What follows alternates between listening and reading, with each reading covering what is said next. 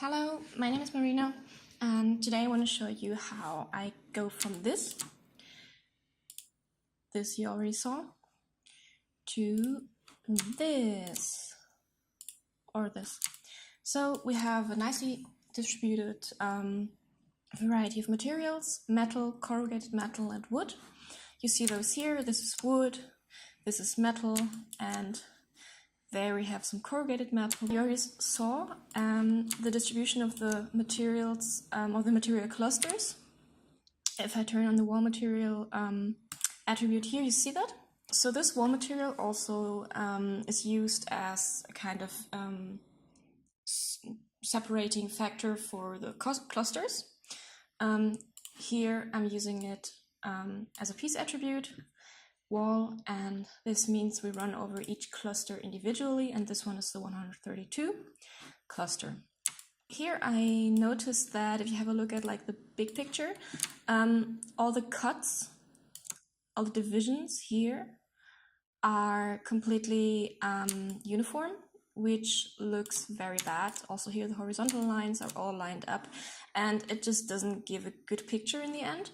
So I'm moving them a bit. So here goes in every cluster, and there I just remove all the shared edges, divide it new.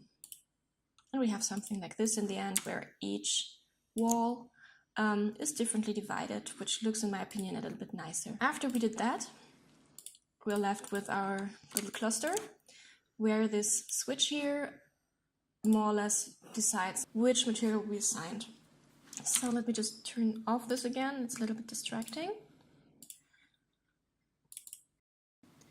So this whole loop runs over each primitive individually, which means that we have the primitive, and on that primitive different kinds of meshes are placed. These meshes look like this. We have, for example, a metal wall, or a wall with a little bit of wood and some corrugated metal, or this variation has also some maybe plastics behind it. And for the small or rather small primitives, these strips of metals and vents and little pieces of wood, of course. What basically happens is the line goes in. This is a line which has normals facing in the direction of the primitive. And one of those three meshes is placed on the first point of this line. So here's the line. You see it here in the bottom.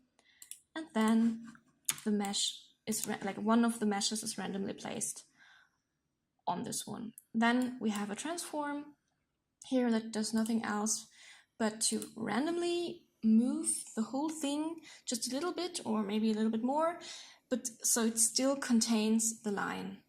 This is very important. So what happens here is that in the end we stamp out every time for each primitive a different piece of this big wall. Yeah. So here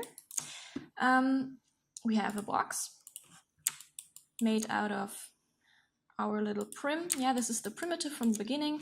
We extrude it, or I extrude it, and so that in the end, if I place everything together, I will have a nice boolean that does a very good job in stamping out this little primitive.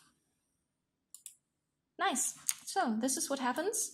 A good variety, different kinds of modules are placed, and in the end I'm very happy because you can also just stamp out windows, stamp out doors. If I find one here in the bottom, there's a door, some annexes or whatever will be placed there, and we come up with a very clean and nice looking result. Thank you very much for watching. I appreciate it very much. See you guys.